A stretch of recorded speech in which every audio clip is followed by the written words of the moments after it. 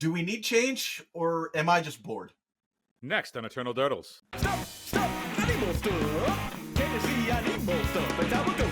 Big shout out to all of our Patreon supporters. If you want to support the channel, you can go to patreon.com/eternaldurdles. In return, you'll get ad-free content and a bonus episode every single week. Thanks for watching. Hello and welcome to Eternal Durdles. I'm your host, Zach Clark, and with me as always, Phil Blackman. Phil, how's it going, man? Zach, I've been bored ever since, 2017?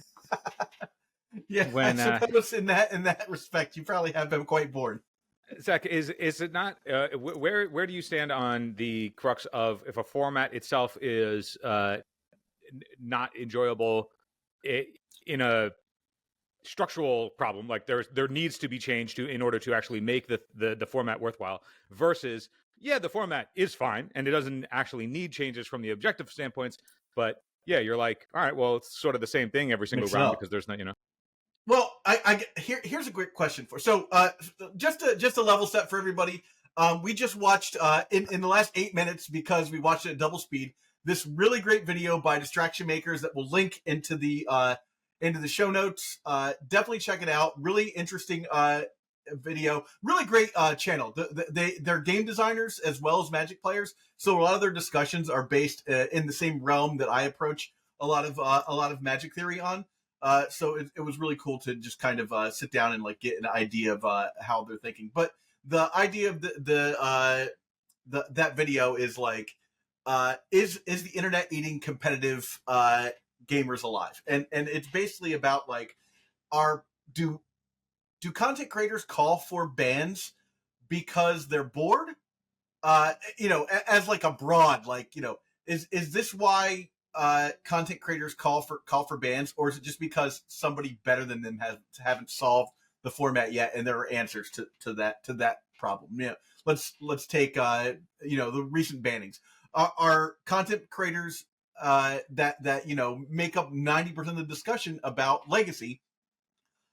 Did we call for the ban of Psychic Frog because we couldn't figure out better ways around that, or is it because we just like wanted to see something else? And I mean, that's kind of a half-assed way to go about talking about that video, but definitely like give it 8 minutes, watch that video, just watch on double speed. It's a 15-minute video, and there's a lot of really good discussion in there. Eternal Durdles is proud to be sponsored by Moxfield.com. Moxfield is the best deck building website on the internet. You can find all of my and Phil's decks in links below, including decks from this episode. And if you do, you'll be directly supporting the channel. And I think the discussion of the thing that jumped out to me the most was, and this is where I sort of veered a little bit from them, was they were talking about how there isn't necessarily, they weren't talking about Legacy, they were just talking about, they're just talking about games, honestly. Games in general. But they were saying that without a legitimate Pro Tour scene, the way that there was in the olden days, like there's the Spotlight series and all of that, but it gets way less traction, I think, than what it used to, particularly in within like the community and player bases that we ascribe to, specifically Legacy. Yeah, and of course Legacy, and without any like major GPs to like every couple of months or every other month throughout the years, that the pro players aren't coming onto the scene and sort of finding out what is actually the best or most optimized version of something, and then pushing the format in ways that they do for the younger formats. Now, my two takes with that. As to why I don't know if that would be relevant to Legacy. A quick note: solving it and then resolving it is also another thing. Like solving the format and then answering that and solving it again and solving it again and solving it again, so that it's not stale. Yeah. So go on. I think that my point of contention against what they're talking about with regards to Legacy specifically is a lot of the pro players back when there were Legacy GPs weren't necessarily Legacy aficionados. Now you have your Reed Dukes of the world, which obviously are, you have your Louis Scott Vargases of the world that can be, but for the most part, those pro players usually devolved back to whatever was Glass Cannon combo decks. They were either show and telling or Black-Red Reanimatoring as a way to just like Glass Cannon their way through and just make the most optimized plays with whatever the deck that can steal the most wins is. That way they could think about a much more narrow subsection of the format, so they didn't have to learn it as quickly. So they were like, I can learn this minimum amount that I need to pilot this very proactive combo deck, and then convert wins that way. And then the actual studying and testing that I need to do is so much more narrow that it's just more efficient time-wise, while I'm also studying all of the other formats for the Pro Tour at large.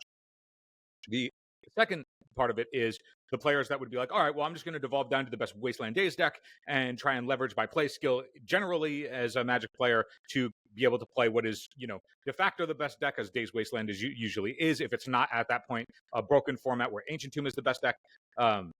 And so they'll be like, okay, well, I'll just play the whatever the best Delver Shell is, or the most optimized Delver Shell is based on recent results. Maybe I'll tweak for whatever I think the metagame will be at a given moment based on the other Legacy pros that know what they're more in-depth in the format are. And then we'll go from there. I mean, something that stands out to me is Josh Utter-Layton. He was part of Team Channel Fireball back when Death Shadow was around, and he played 3 Ponder, 1 Preordain.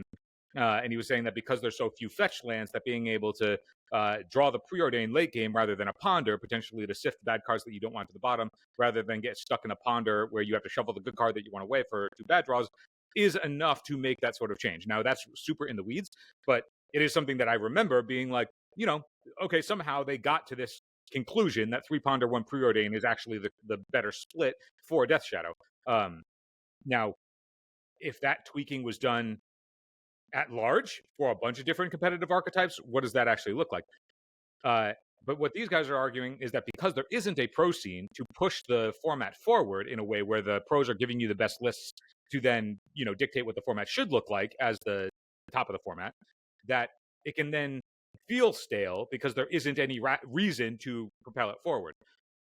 I don't know if that's the case for Legacy, because I don't know if it ever was the case for Legacy. Well, yeah. Well, so here's the thing. I agree with the wide stance they take here. But one of the things that I kind of is coalescing in my head right now is the concept of enough data, right? Like, and there's 2 things that make Legacy very particular to this particular situation. And again, they're not talking about Legacy; they're just talking about games. The enough data, right? Like, when do we have enough data to decide that a ban has to happen, right? And we don't have the empirical answer to that because Wizards isn't going to tell us. But so we need a time frame and a player base, right? And so if the player base is substantially smaller than other player bases, we can assume that the number of matches played by an average player is percentage-wise larger than, say, like, the average player for Standard. Right? Let's say there are 5 million games per season for Standard played, right? There are probably only 500,000 games, and these are just numbers I'm taking off the top of my head here. 500,000 games played by all players in Legacy. It's substantially less. So each individual player, and there are less individual players as well, but each individual player's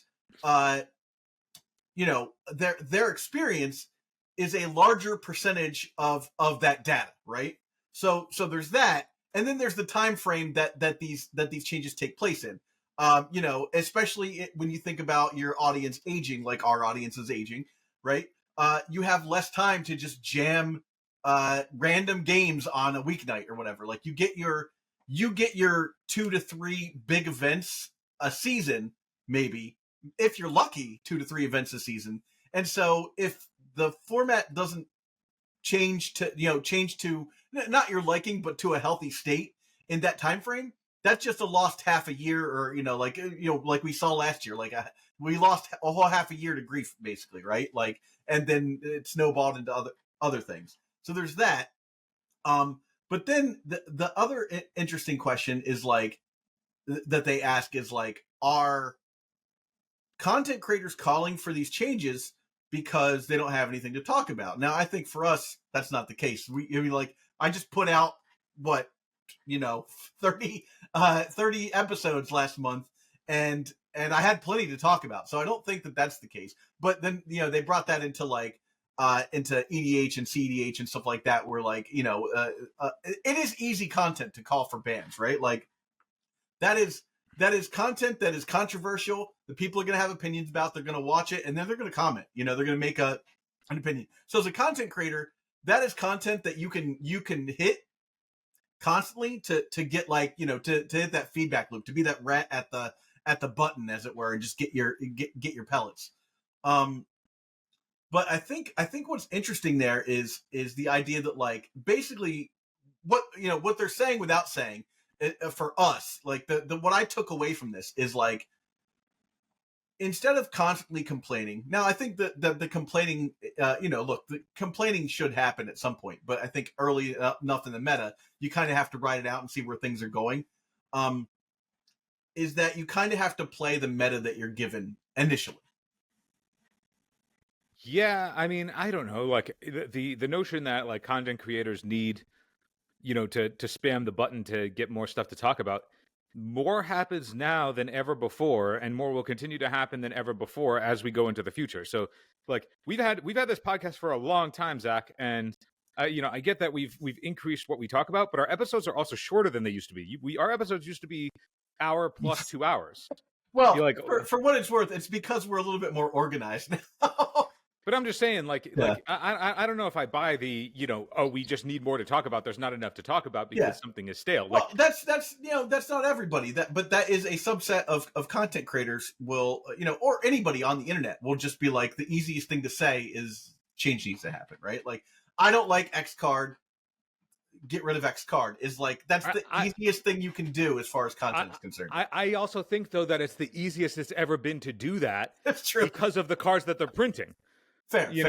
Like if we were in an era where they weren't blitzing the bejesus out of every single card's text box and making everything broken when it touches the table, and then also creating free enablers that make sure that they touch the table and then the game ends with no counterplay reasonably playable anywhere in the game at all, then it becomes a lot easier to be like, yeah, this thing should go because there's no way to interact with it before or after you are at the table. Whereas like, before, mana cost meant something. Yeah. Like, your power and toughness was tied to something, or the effect that you got was tied to how much mana you paid for it, or things came into play tapped. So if there was a busted effect that meant you couldn't interact, you had a turn cycle to figure out what to do. That just doesn't, those things don't exist. Those sort of like gates on the game don't exist anymore. Like the I get that like Nadu is complimented as a mistake, or commented on by WotC as a design mistake, but like, even when they try to put gates on it, they're not really putting gates on it. This only triggers twice per turn. Like that is laughable flavor text to highlight the fact that it was such a mistake. Like they are pumping out so many cards that they're not even catching all the mistakes. There are more bannings now, at a faster clip than there ever have been because of the way that they're designing cards. Like, I don't think that we are complaining and going, oh shucks, these guys are always complaining again. I think there is just a fire hose worth of stuff that's coming at us that is warping the format so much faster than it ever did before, that we're not trying to call for more stuff to do. We're trying to catch up. Yeah, that's fair.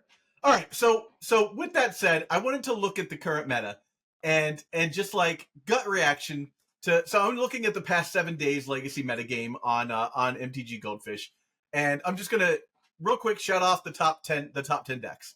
14.4 is Red Stompy, 11.5, these are percentages, Dimir Reanimator, 9.6 Teamer Delver, 7.7 Painter, 6.7 Oops, 5.8 Cephalid, 3.8 Sneak and Show, 3.8 Grixis, 3.8 Eldrazi, 3.8 Sultai Depths. One thing I want to note out of all this is that it's very interesting to me that with Psychic Frog gone, that Teamer Delver is back to being the number one Delver deck, and that Teamer Delver is a stretch.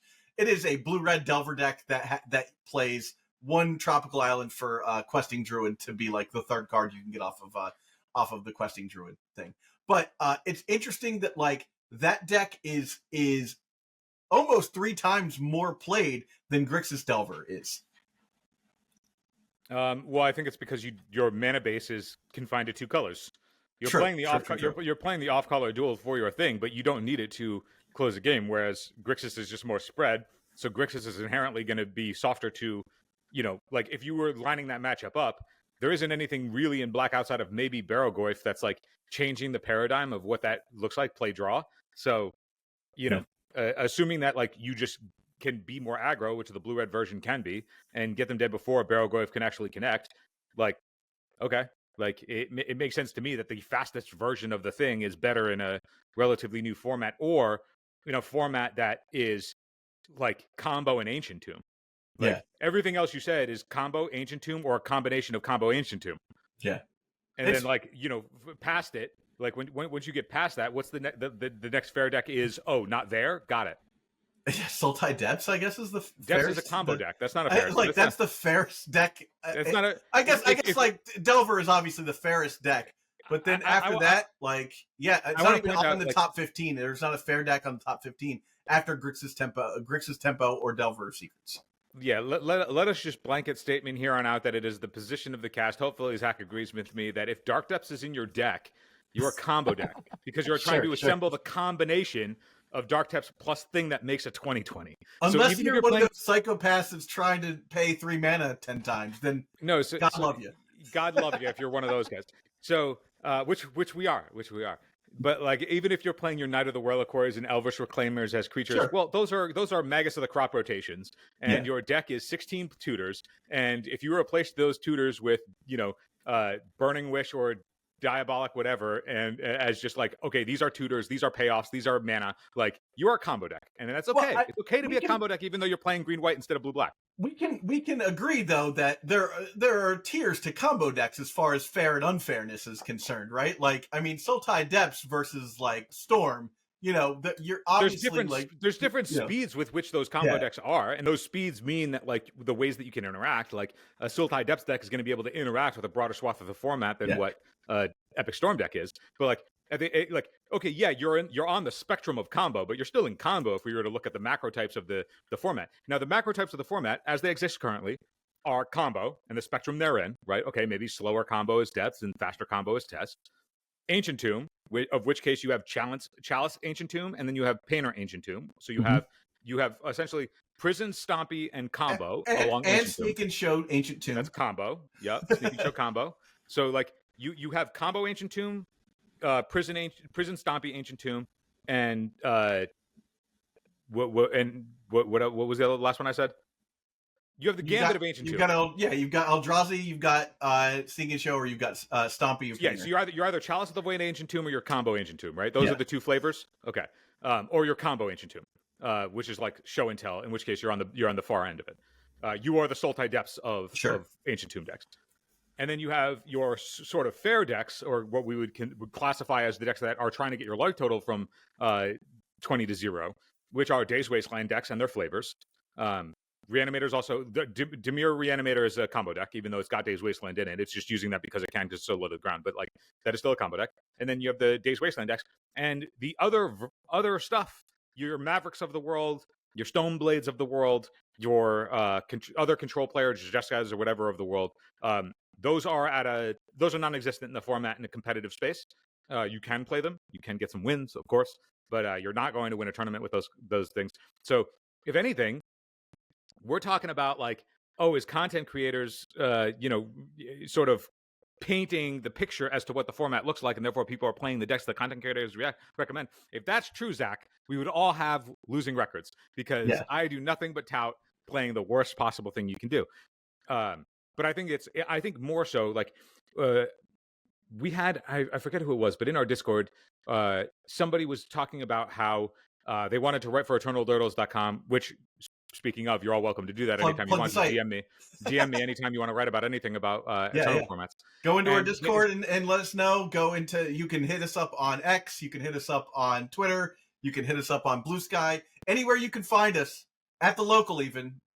Hit us up and you can write an article for us. You can write an article for EternalDurtles.com. So some person was suggesting that they wanted to write an article about the last time there was a paradigm shift in the format. Now, what they meant by that was the example that they gave was talking about how when Miracles back in the day adopted Four Ponder, like there was a time where like it wasn't a Four Ponder deck, right? They just played more lands, and then they like the evolution of playing four. Like there was one time where Miracles won an SG. Found out Xerox was a thing you could do. So the paradigm shift was using Xerox outside of Xerox decks. Mm-hmm. So historically it was like, okay, Xerox decks that were very low to the ground played it, but they were playing it alongside cheap threats or whatever, right? It was the Delver Shell that played Xerox, and then at one point one person played one Ponder in a Miracles deck list, and they were like, oh, this Ponder was really good. But before then, it was a control deck, and the control deck heuristic at the time was you always needed to play more lands because you always wanted to hit your land drops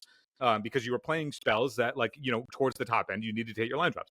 So one person played 1 ponder, they won an event with it, and then the next week somebody went up to 4 ponder, and then eventually you got to the point where like Sam Rukas is taking down an SCG with 4 ponder, and being asked about in his winner's interview, how did ponder feel? And he's like, 4 ponder felt great. And I think that like, even then it was still like, we don't know if 4 is correct, like maybe it's some number in between, but like that was the last time where adopting the Delver Xeroxing into Control was a paradigm shift of blue overall in the format. And so suddenly this entire shift of, it didn't matter if what kind of blue you were playing. If you were playing blue, you might as well be Xeroxing, because that's like that is optimized. So then I guess you could think that the most current version of a paradigm shift is Reanimator becoming a tempo deck. So there's the Troll of Khazad-dûm and being able to put Days Wasteland and the efficiency of the threats, making it so that Reanimator can be this tight package of 10 cards because the payoffs are so good, and because your mana base enables Reanimate. Like you have all of these facets that create a fast tempo deck that doesn't need red anymore, because all of your threats chunk so heavily that Bolt is not the same linchpin that it once was. But alongside that as well, I think there's the paradigm shift that Control as an archetype or as a macro type is no longer part of the format. Now, it's on the outskirts, but like when I say competitive, like the competitive macro types of what you can expect going out to the top tables of an event, or the decks that you would need to respect if you go into an event to try and beat, I think we're at the point now where, unless something overhauls in 2025, that just based on those decks that you listed as what the metagame looks like and how much faster and more powerful the things are, none of those are control decks. Now, I don't think that necessarily is like, whereas control is gone, and therefore we need to do things in order to make control viable again. I think like we're on the precipice of the community potentially having a conversation of control as a macro type just no longer exists in Legacy. Like if you were to look at like what Vintage is, there's no control decks in Vintage. And I get that that's an extreme example, but I'm saying not every format has needs to have all the same macro archetypes. Yeah, I agree. Now, for us, as what they were saying in the video that we were talking about of like how content creators can skew things, the only thing that I think we would have influence over is if if all the content creators, which theoretically have influence over the community's conversations at large, if all of us came together and were like, we want these kind of macro types, hey, WotC, do something. And then they take action with a target in mind of, we need to do something to prop up this kind of archetype, or we need to print something to prop up this kind of macro type.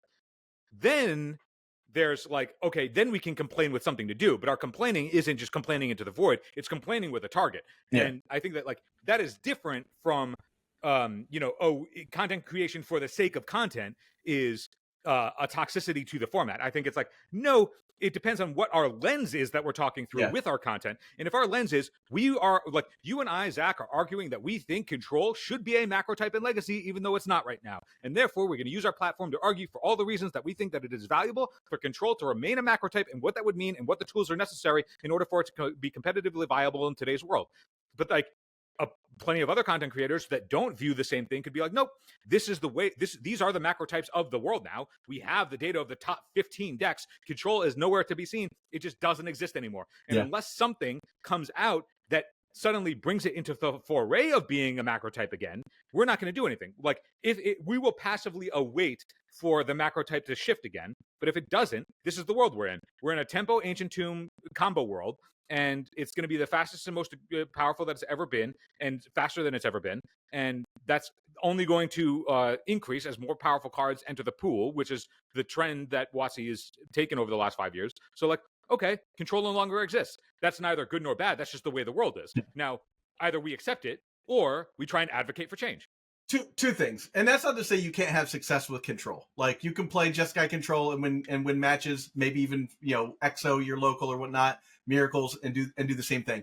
The second thing is talking about other people's content. I was listening to Eternal Glory this week. They put out a new episode starting to talk about the new year, and they cover some of the stuff.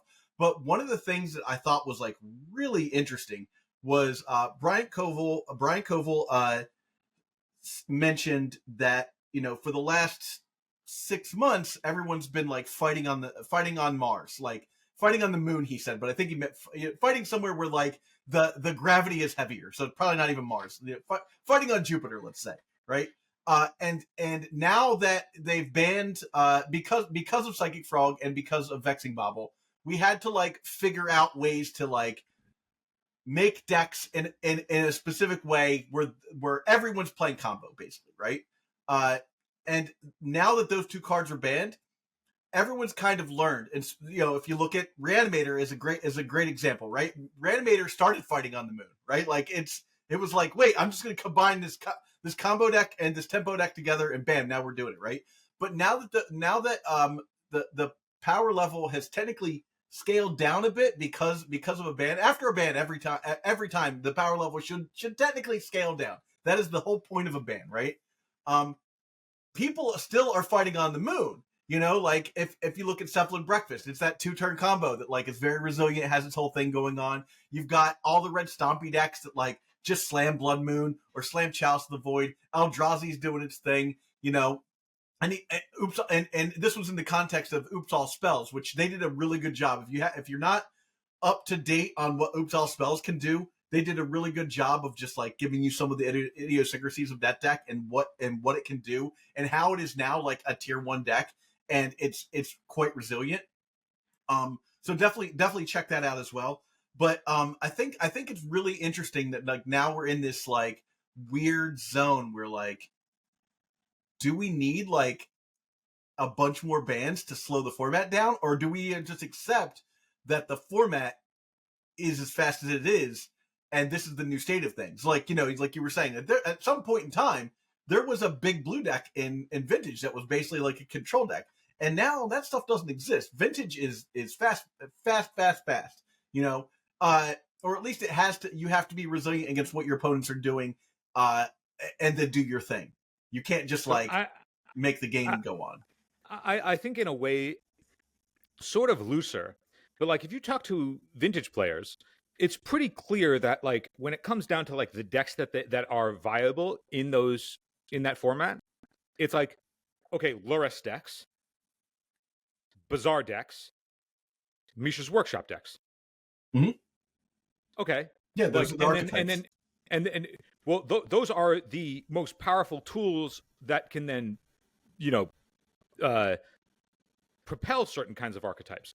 Where it's like, if you are tempo, you have Days Wasteland. If you are Stompy or combo, you're probably Ancient Tomb Urza Saga. Mm-hmm. If you are any other sort of combo, you are those things presumably because you're faster than either of Days Wasteland or Ancient Tomb being effective against you. Oops All Spells, that sort of thing. So like as more powerful stuff, like as the more powerful stuff that ends the game, like answers have not gotten more powerful. Answers haven't caught up. We had 2 episodes ago, we talked about this. How answers, we're still using all of the answers that were originally printed back in fucking alpha. Like the answers have not kept up as compared to like threats and other tools that have like made it so that threats are way more powerful. But like with that comes the, okay, at what point does Legacy enter the foray of Vintage, where we're not talking about the, it's Reanimator, and that's on the combo space, and then there's Delver, and that's on the Tempo Days Wasteland space, and then there's Stompy, that's on the Ancient Tomb space, and then there's Painter, that's on the Ancient Tomb combo space. Like, at what point is it just like, okay, the macro types are solely and only Ancient Tomb and its flavors, Days Wasteland and its flavors. Now, we've known this for a while. Like, this is the structure, these are the foundations of what Legacy is held up by. Yeah.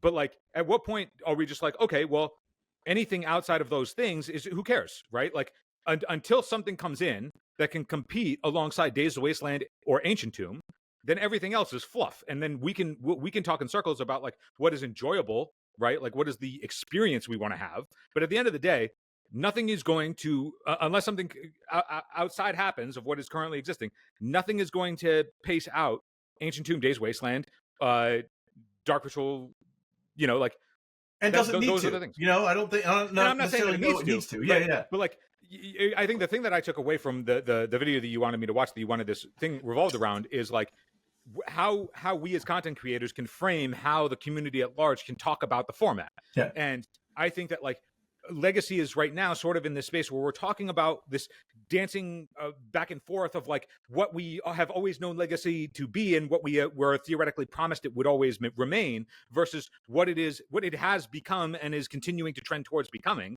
and not necessarily knowing like when we talk like people who in vintage, it's like, yes, we have accepted very clearly that Mishra's Workshop, this is where you play it. Yeah. And if there's a broken artifact, it's going to get restricted. Sorry. And eventually your deck is inevitably going to be 4 Mishra's Workshop and 56 restricted cards. Yeah. And that's just how it's going to be because the design of the format is this is where Mishra's Workshop gets to live.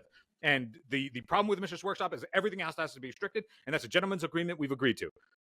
Where in Legacy, that hasn't quite fully been accepted as like an open, accepted thing, both on our part and WotC's part. Like, if Days Wasteland is going to forever get the 2-drops banned and we continue talking about it, or Ancient Tomb is going to continue to get things like White Plume banned, and we, it's like, oh yeah, we like when Reed came on, he was like, before the ban list happened and we were talking about what could go, he's talking like, okay, you can either go after the things that have been around forever, which cause all the stuff to hit the ban list, or you can go after those things, but those things have sort of been grandfathered in. So it's like, well, if we're not going to touch Days Wasteland and we're not going to touch Ancient Tomb and we're not, like, okay, then everything else has to go.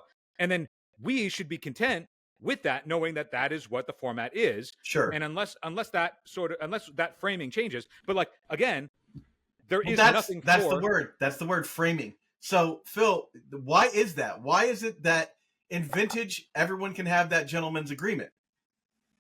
Well, I'm saying that everybody's agreed to that gentleman's agreement. That's what I'm saying. But why is that? Well, I think part of it is you can't like when Matt Chow came on and or Matt Chow's article went live on EternalDodos.com. He made a video about it as well, talking about like the state of Legacy. And one thing that he was talking about when it came to the Psychic Frog ban, and a point that he made, which is I think a point that also WotC considers, is he was like, if Psychic Frog gets banned, you can still play it in Modern. So like there is you can still play it in Vintage. Like there are other formats where that card is competitively viable, and you can still get your taste of playing that card even though the environment is different. Whereas like if you banned Days, you can't play it in Modern.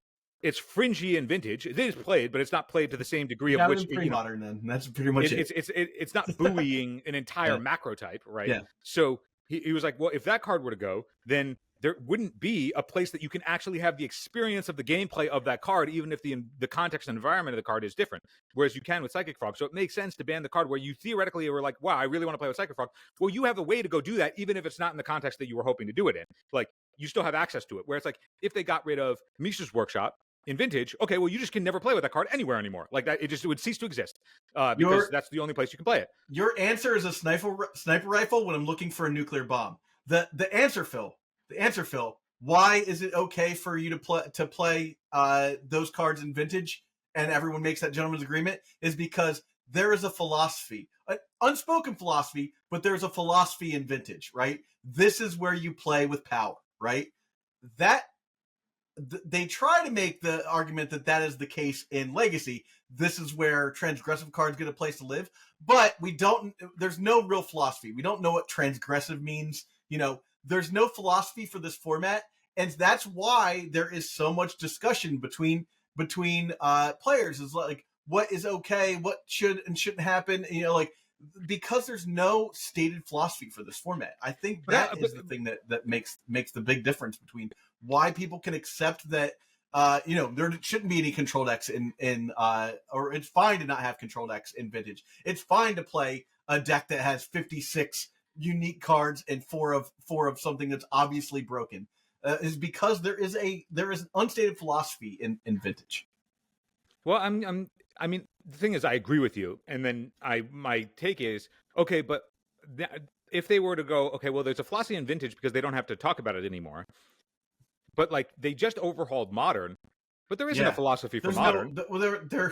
There still is not a philosophy for Modern. There was at one point in time, but that's been thrown out the window. But what I have gathered from the Modern unbans that they've done is people are hyped and excited to play current Modern, and there isn't a philosophy surrounding it anymore. There hasn't been for a long time, ever since Modern Horizon Power Crept everything.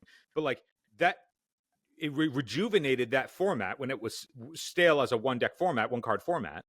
I think the reason why people are hyped and excited to play Modern is because once every couple of years, Wizards is like, we're going to make it a modern year and we're going to do modern stuff. And you got to play modern if you want to play in big events and go to SCG. They're doing modern, and the Pro Tour is going to be modern this year. So the reason why people get excited about modern is because they don't have a choice. Like if that's the plan you want to do, if you want to play in as a competitive like pro level Magic player, you eventually you have to go back to modern, no matter how you feel about the format. I mean, I think that, when Dan Musser did the ban announcement talking about why they did the unbans in modern, they were talking like Carmen was like, if any deck ever was fully foiled out, it was always the affinity players with their Mox Opals, and so we wanted to be able to give people the experience of playing with the cards they love. That's silly. They talked about ridiculous. They literally said, "quote enjoy the memes" when it came to Splinter Twin, because there was always every time there was a ban announcement coming, there was like, "Is now the time to unban Splinter Twin?" And so like their inspiration for making all those changes in modern was nostalgia. Yeah. They were like, hey, we have lost the thread with this format because we've injected so much arbitrary power creep into it. So here, enjoy the toys that you enjoy playing with, that you are nostalgic for, combine them with the powerful tools that we've used to destroy the format at large, and then, enjoy it. Like, I want to make like, we're curating this for you. They were like, you know what? We think that we've injected enough powerful tools to be able to like, stymie a bunch of this shit. Like, oh, now there's Meltdown and Wrath of the Skies to deal with Mox Opal. So like, enjoy the stuff that like gave you joy. And they've given that to modern players, and I don't know why they haven't done it with legacy players. This is not. It has almost nothing to do with your point. I just want to mention Splinter Twin real fast, because the banning of Splinter Twin is the exact thesis of this episode.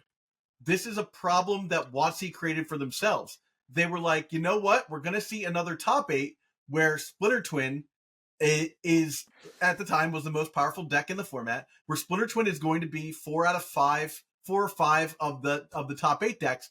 And we're about to have another Pro Tour. We're about to showcase this format again. So we're just going to ban Splinter Twin. It wasn't that Splinter Twin was like busted. No one was like, oh, Splinter Twin, I hate that deck. Like, if you played against it, you could beat it, But it was the thing to do if you were playing blue. No one was like, oh, the format's completely busted, we can't have it. So because WotC was bored, they banned Splinter Twin. Bored as in like they wanted to see different decks, different cards. It was. I don't know if it was bored. I think they were like, the play patterns are such that you have it was because it was. They didn't want to put it on camera for another 16 rounds in a Pro Tour. 100%. They banned it right before the Pro Tour. They had just reprinted it in Modern Masters 2. They had just reprinted the card. I don't buy that WotC gave any shits about how their coverage was going to go at all. I'll go to my grave believing this. They banned even it. If it doesn't, even if it is or it doesn't, that is that storyline that I had, that kayfabe that I have in my head about that goes completely along with, do we need change or are we just bored? I don't think they are. I don't think WotC ever gets bored. They're making money, and that's all that matters. And as long as they're making money, they're not bored. And when it came down to like, hey, when it came to modern, they just recognized it was a one deck format. It was a one deck format revolving around the exact same cards, and then there was one card, and they knew that the cards that they made were broken because they errated them immediately on Arena right afterwards. Like the entire deck that broke modern, they errated on Arena. That way, it's like, okay, maybe like take a second. It's like, if you're going to get to that stage of development, like then take a second and figure it out and do it, or but like that's not how the machine works. But when it came to modern, they were like, hey, we ruined this. We ruined this format. We ruined it. We pre-conned a deck from Modern Horizons 3 into the format alongside Lord of the Rings for a colorless card that broke all of the same issues that we knew colorless cards historically have always done. Right. You go all the way back to Memory Jar, to Smuggler's Copter, to Mutavault. This is not a lesson they didn't know. They broke it. They knew they broke it. Everything like actual broke it. Like the format does not operate or function at all anymore. Beyond this one deck, it was broken. And they were like, you know what?